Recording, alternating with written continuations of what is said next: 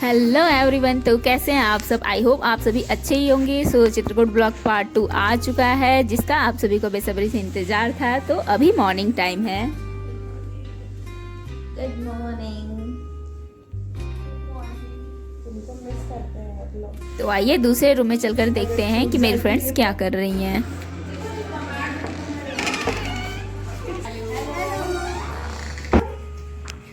किसका वेलकम हो रहा है? मेरा हो गया। आपका? मेरा हो गया। आपका? आपका कहाँ है अंधों वाला चश्मा? हीरोइन देखो इधर थोड़ा। ये सबसे लास्ट में रेडी हो रही है। फाइनली यहाँ पे हम सभी नहा धोकर फटाफट से रेडी हो जाते हैं। इसके बाद हमारा ब्रेकफास्ट आता है, और जो कि आपको देखने में बहुत ही स्वादिष्ट लगेगा। आलू के पराठे, दही, सैलेड, थोड़े से पिकल। जो कि आलू के पराठे में आलू नहीं होते हैं, दही में चीनी नहीं होती है। और यहाँ पे मैं ना सबको फोर्स करती हूँ कि हम ब्रेकफास्ट करने से पहले भोजन मंत्र करेंगे। ये हमेशा फोन पे लगी रहती है, घर की बड़ी लड़की।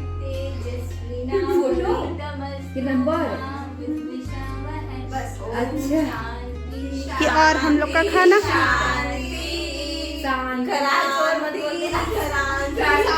यहाँ पे मेरी फ्रेंड शांति शांति की जगह क्रांति क्रांति बोलती है, जो कि वीडियो के एंड में क्रांति हो ही जाती है, यानी कि हमारी फ्रेंड्स में थोड़ी अनबन हो जाती है। चीनी नहीं है। यहाँ पे हम सभी नाश्ता करने के बाद अपना लगेज पैक करते हैं और उसे एक रूम में रख देते हैं, क्योंकि हमें चेकआउट भी करना होता है। अब हम यहाँ पे सिर्फ नाइट में आएंगे अपना लगेज लेने के लिए। इसके बाद आपको सिर्फ बाहर की जर्नी मिलेगी। तो यहाँ से हम सीधे जाते हैं अपने ऑटो स्टैंड, और वहाँ पे कई सारे ऑटो होते हैं, जिसमें 10 या 12 के ग्रुप में स्टूडेंट बैठते हैं, और सबके साथ एक गार्जियन के रूप में टीचर्स बैठेंगे। पीछे भी देख लो भाई थोड़ा।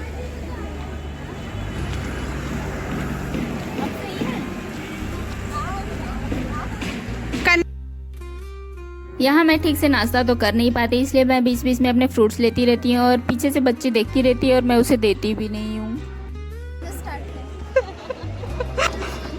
सर हम लोग के गार्जियन है।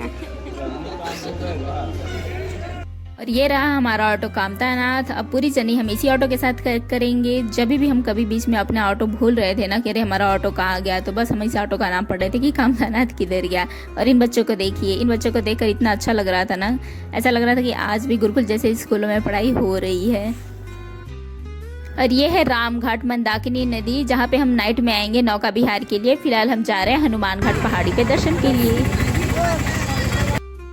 तो सबसे पहले हम आते हैं हनुमान घाट दर्शन के लिए। तो हम यहाँ पहुँच चुके हैं, और सभी अपने अपने फुटवियर उतारकर अपने अपने ऑटो में रख देते हैं, क्योंकि हमें चढ़ना होता है पहाड़ के ऊपर। तो चलिए आपको यहाँ के दर्शन कराते हैं।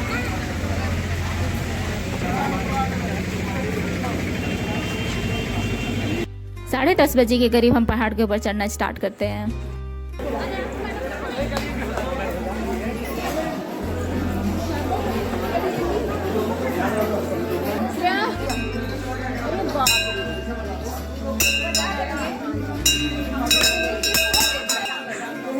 पकड़ लोगे? गिर जाओगे भैया। ए भेड़पाल आराम से नाशय रोग है सब पीड़ा। हाँ जाती रही भावना ले लीजिए वहाँ से ले लीजिए। हो गया। और करीब 600 सीढ़ियाँ चढ़ने के बाद आपको हनुमान जी के दर्शन होंगे। सीढ़ियाँ चढ़ने में हालत ख़राब हो जा रही थी, बहुत ही ज़्यादा थकान हो जा रही थी, और यहाँ पे खाने पीने की चीज़ें भी इसमें मिल रही थी। ये सभी डाइट के टीचर्स बैठे हैं, जो आधा सीढ़ी चढ़ने के बाद थक चुके थे, और मैं यहाँ पे इनके साथ वीडियोस ले रही हूँ। जा रहे हैं। हाँ सर।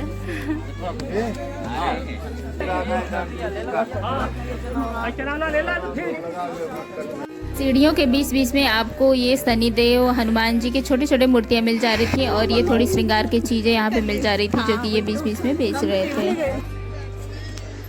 और यहाँ पे आपको रोपवे की भी फैसिलिटी मिल जाएगी। जो भी भक्तगण सीढ़ी के थ्रू नहीं चढ़ पा रहे थे, उनके लिए ये उड़न खटोला यानी रोपवे था, और जिसका भाड़ा करीब 150 था, और इसमें चढ़ना उतरना दोनों शामिल था।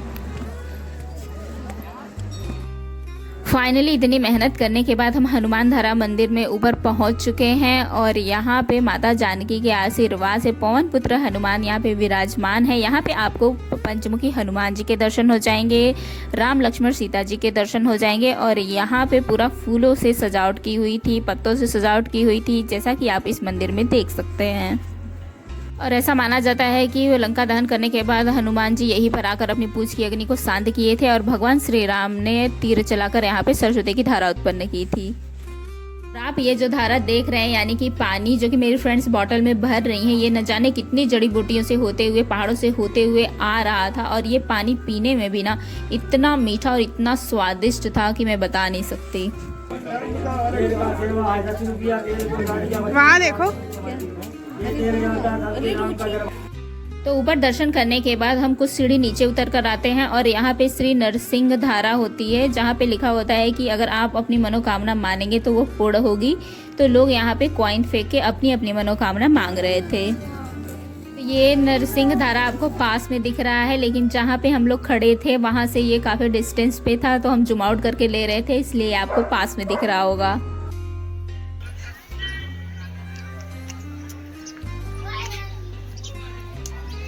तो हनुमान धारा के दर्शन हो चुके हैं और यहाँ पे सर बैठे हुए मिल जाते हैं, तो हम उनके साथ फ़ोटो ले लेते हैं। और अभी हम जा रहे हैं सीता माता के रसोई।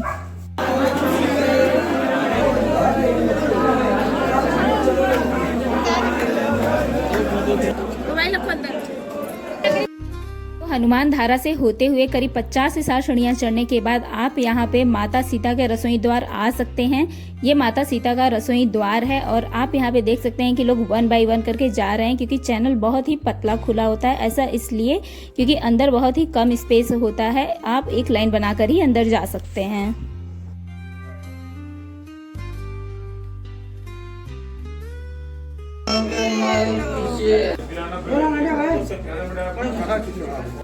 तो आप यहाँ पे ये जो पीछे सीता रसोई प्रवेश देख रहे हैं, यही से हम एंट्री करेंगे और यहाँ से एंट्री करने के लिए आपको अंदर झुक के जाना पड़ेगा।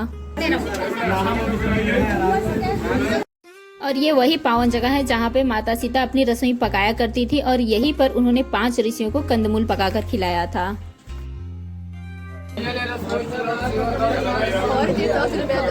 जहाँ पे माता सीता ने रसोई पकाई थी वो जगह आज भी मौजूद है दर्शन के लिए। यही वो 5 ऋषि मुनि हैं जिनका माता सीता ने तिलक किया, भोजन कराया और पूजन किया। इन्हीं 5 ऋषियों का आशीर्वाद प्राप्त करने के लिए भगवान श्री राम चित्रकूट आए थे। और ये 5 ऋषि मुनि हैं अत्रि, अगस्त्य, सुतिछड़, सरभंग और वाल्मीकि। तो यहाँ पे हनुमान घाट के दर्शन कंप्लीट होते, अब हम सीढ़ियों से होते हुए नीचे उतरेंगे।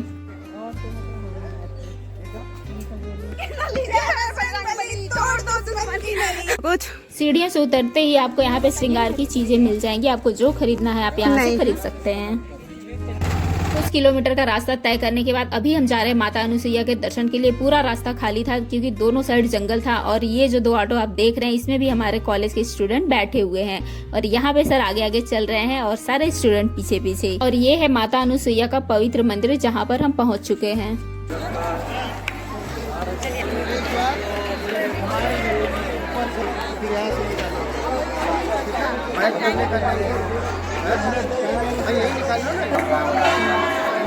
चलो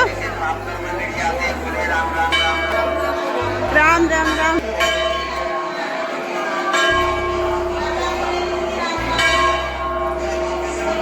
भी तुम अरे सौम्या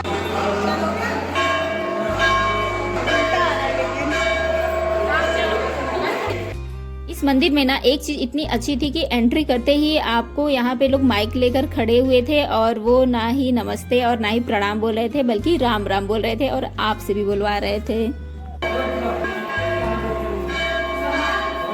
तो चित्रकूट में बसा यह पावन मंदिर बहुत ही भव्य और विशाल होता है, जो कि माता अनुसुईया और महर्षि अत्रि का तपोस्थली माना जाता है। और ऐसा माना जाता है कि माता अनुसुईया ने अपने तप के बल से ब्रह्मा जी, विष्णु जी और शंकर जी को बालक रूप में परिवर्तित कर दिया था। और यहीं पर माता अनुसुईया ने माता सीता को पति धर्म का उपदेश दिया था। और यहाँ पे लिखा था फोटो लेना मना है। कोई नहीं, मैं तो वीडियो ले रही हूँ। और यहाँ माता अनुसुईया के मंदिर में ही भगवान के सभी अवतार आपको देखने को मिल जाएंगे, यानी कि पूरे के पूरे 24 अवतार। मुझे सभी के सभी अवतार याद तो नहीं है, बट सभी अवतार के ऊपर लिखा हुआ था, आप देख लेना। मेरा ज़्यादा इंटरेस्ट कल के अवतार में था, क्योंकि लोग बोलते हैं कि कलयुग में भगवान यही अवतार लेंगे। मंदिर के दर्शन तो हो चुके हैं, इसलिए हम यहाँ पे ग्रुप फोटो ले रहे हैं। और मंदिर के जस्ट सामने मंदाकिनी नदी थी और ऐसा माना जाता है कि माता अनुसुईया के तपोबल से यहीं पर मंदाकिनी नदी का उद्गम हुआ था। और इसी मंदाकिनी नदी में स्नान करने के बाद लोग माता अनुसुईया के दर्शन के लिए जाते हैं। इस नदी में बहुत सारी मछलियाँ भी होती हैं, इसलिए हम उनको दाना देने के लिए नीचे उतर रहे हैं। और यहाँ पे बहुत सारे बदमाश बंदर भी होते हैं जो खाने के बाद भी काट रहे थे। हाँ यार, उसके लिए कंगन ले लेते हैं। ना पैसे देके तुम लोग दे देंगे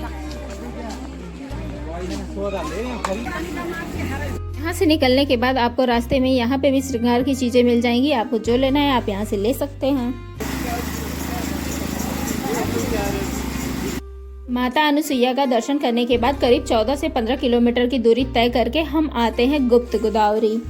यहाँ पे हम सभी बैठकर वेट कर रहे हैं क्योंकि अंदर जाने के लिए आपको टिकट लगेंगी, तो उधर टिकट का अरेंजमेंट हो रहा है।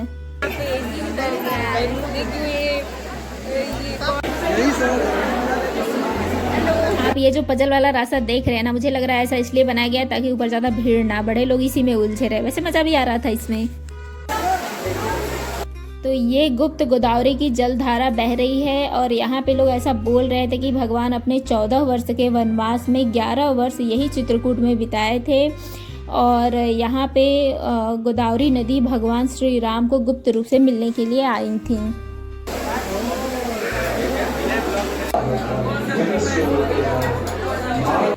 इस गुफा में प्रवेश करने के लिए आप ये देखो कितना सकरा रास्ता है, एक एक करके लोग जा रहे थे। और इस गुफा के बाहर ही पहले वार्निंग लिखी हुई थी कि जो भी अस्थमा, बीपी और शुगर के पेशेंट है, यानी कि जो भी सांस के मरीज है, वो अंदर प्रवेश ना करे क्योंकि अंदर सांस लेने में भी प्रॉब्लम हो रही थी।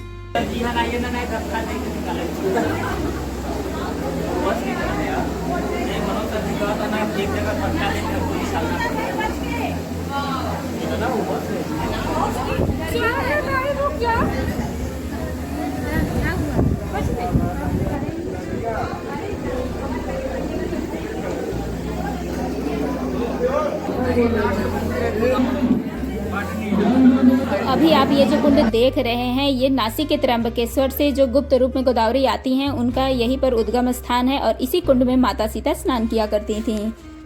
और ऐसा माना जाता है कि भगवान श्री राम, भाई लक्ष्मण और माता सीता ज्यादातर बारिश के मौसम में इसी गुफा में रुका करते थे। और भगवान श्री राम का इसी गुफा में दरबार लगा करता था, जो कि आज भी दर्शन के लिए मौजूद है। पसीना पसीना हो गया यार, लोकेशन है यहाँ पे। अभी हम गुफा से बाहर निकल रहे हैं और कुछ सीढ़ियाँ नीचे उतरने के बाद आपको पंचमुखी शिव जी के दर्शन होंगे। और इसके बाद हम गुप्त गोदावरी के उस जगह पर जा रहे हैं जहाँ पे पानी भरा होता है। इसमें पानी है क्या?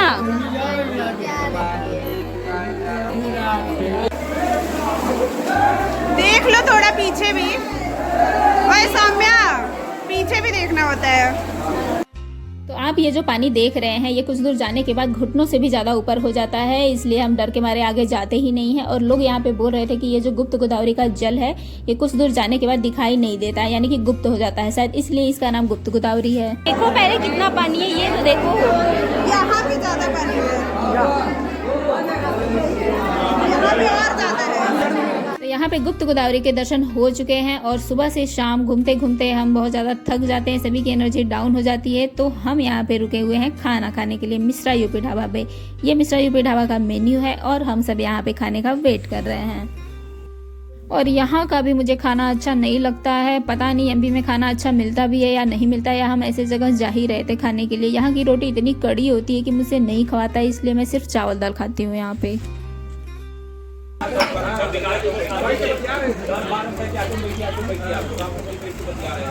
और यहाँ पे ये ऑरेंज वाली फ्रेंड अपने आप को राजा बोल रही थी और हम सभी को प्रजा बोल रही थी, क्योंकि ये बीच में बैठी हुई थी और हम सब बड़े मजे ले रहे थे इसके। राजा जी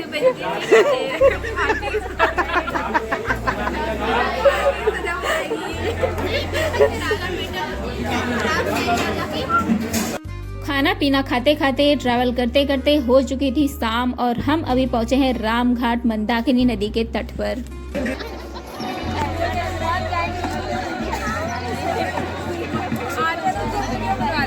ये वही राम घाट है जहाँ पर भगवान श्री राम के चरण सबसे पहले चित्रकूट में पड़े थे और ऐसा माना जाता है कि भगवान श्री राम ने गोस्वामी तुलसीदास जी को इसी राम घाट पर दर्शन दिए थे। और यहाँ पे सभी अपनी अपनी बोट्स में बैठ गए हैं। एक बोट में करीब 15-16 लोग बैठ रहे थे और यहाँ की बोट इतनी सुंदर सजी हुई थी ना कि आप देख लो कितनी सुंदर सजी हुई है। और यहाँ पे आगे सर आपको बताएंगे कि यहाँ पे हम लोग क्यों आए हैं। सर का थोड़ा गला बैठा हुआ है बट आप सुन लो। मंदाकिनी नदी है, इसी में राम नहाते हैं और यहीं पर जो है बना दिए घाट, आरती होगी। जय की जय। अरे तुम लोग भी लगा भाई। नौका बिहार।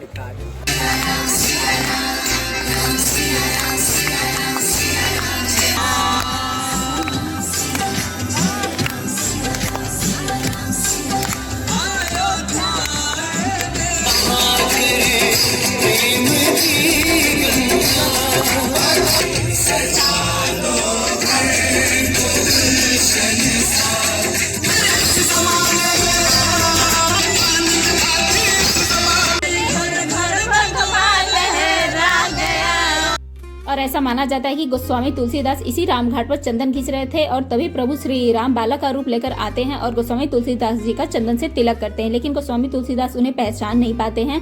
तभी हनुमान जी तोते का रूप लेकर आते हैं और उनके कान में कहते हैं, चित्रकूट के घाट पर भई संतन की भीड़, चंदन खींचत तुलसीदास, तिलक देत रघुवीर।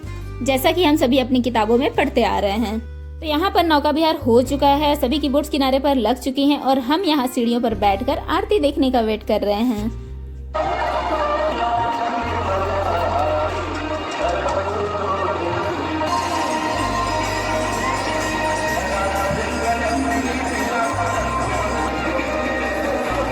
आरती देखने के बाद सभी अपनी बोट्स में वापस जाते हैं और यहाँ पे हम सभी टीचर्स के साथ अपने फोटोग्राफ्स ले रहे हैं और मैं अपने लिए यहाँ पे जगह खोज रही हूँ। अभी एक जगह का दर्शन बचा हुआ है तो थोड़ी देर के लिए हम अपने होटल पे जाते हैं फ्रेश होने के लिए।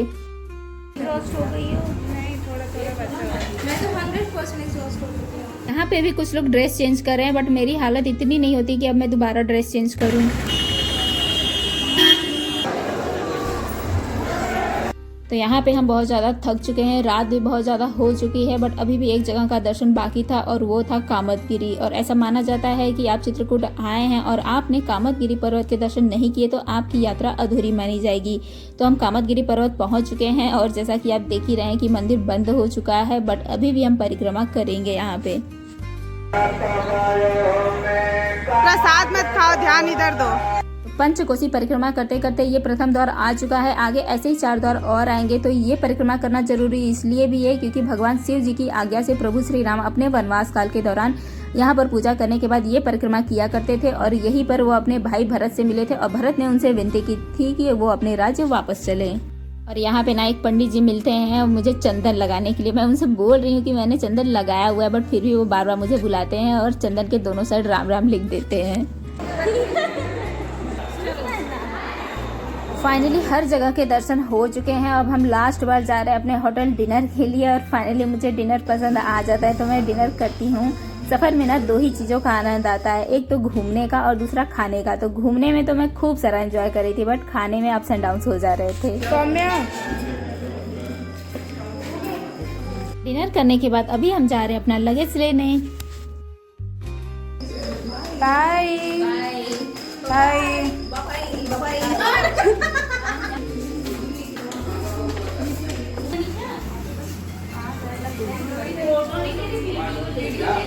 अभी हम सब होटल के रिसेप्शन पे आ चुके हैं और अपने अपने लगेज के साथ सबका वेट कर रहे हैं कि सब आए और हम सभी बस में जाकर बैठे हैं। सभी बस में बैठ चुके हैं, हमारी बस चल चुकी है और आप ये मूनलाइट देखो कितना सुंदर लग रहा है ना। तो जैसा कि वीडियो के स्टार्टिंग में मैं बोल रही थी कि मेरी फ्रेंड क्रांति बोल रही थी तो यहाँ पे नाइट में हमारी फ्रेंड्स में थोड़ी अनबन हो जाती है इसलिए नाइट में मैं ज़्यादा वीडियो रिकॉर्ड नहीं कर पाती हूँ। और यहाँ पे हम नच्चू ढाबा के पास रुके हुए हैं, हमारी और बॉयज़ दोनों की बस यहीं पे रुकी हुई है। तो जिसे चाय पीना था वो नीचे जाकर चाय पी रहा था, मुझे चाय नहीं पीना था इसलिए मैं बस में बैठी थी।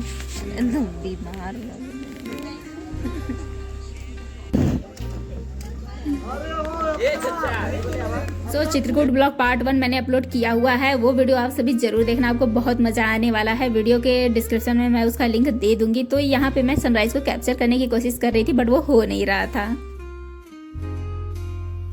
तो फाइनली सभी अपने अपने घर पहुंचने वाले हैं। बीच बीच में जिसका जिसका घर पड़ रहा था वहाँ पे बस रुकती जा रही थी। और यहाँ पे मैं 7:30 बजे के करीब अपने कॉलोनी में एंटर करती हूँ। तो वीडियो अच्छी लगे तो लाइक करें, शेयर करें और प्लीज़ सब्सक्राइब करना ना भूलें। मिलते हैं नेक्स्ट वीडियो में, तब तक अपना ख्याल रखें, मस्त रहें, स्वस्थ रहें, बाय।